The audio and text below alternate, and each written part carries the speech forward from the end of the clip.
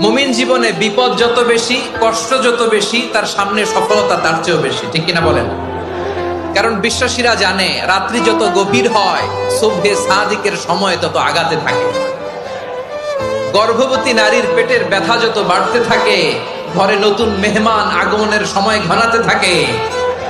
মুমিনদের উপর বিপদ, অত্যাচার, আপদ, পরীক্ষা যত বাড়তে থাকে, কালিমার পতাকা উড্ডয়নের সময় কাছে আসতে থাকে।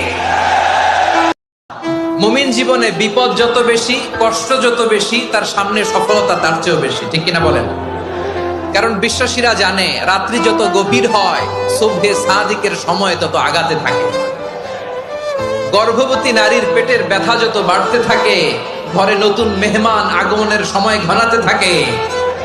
মুমিনদের উপর বিপদ, অত্যাচার, আপদ, পরীক্ষা যত বাড়তে থাকে, কালিমার পতাকা উড্ডয়নের সময় কাছে আসতে থাকে। মুমিন জীবনে বিপদ যত বেশি, কষ্ট যত বেশি, তার সামনে সফলতা তার চেয়েও বেশি। ঠিক কিনা বলেন? কারণ বিশ্বাসীরা জানে রাত্রি যত গভীর হয়, সুবহে সাদিকের সময় তত আগাতে থাকে। গর্ভবতী নারীর পেটের ব্যথা যত বাড়তে থাকে, ঘরে নতুন মেহমান আগমনের সময় ঘনাতে থাকে।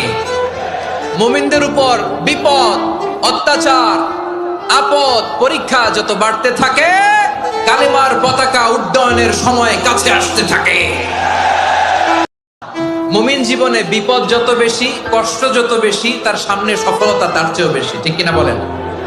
কারণ বিশ্বাসীরা জানে রাত্রি যত গভীর হয়, সুবহে সাদিকের সময় তত আগাতে থাকে।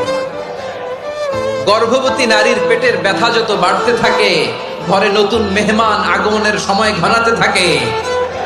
মুমিনদের উপর বিপদ, অত্যাচার, আপদ, পরীক্ষা যত বাড়তে থাকে, কালিমার পতাকা উড্ডয়নের সময় কাছে আসতে থাকে।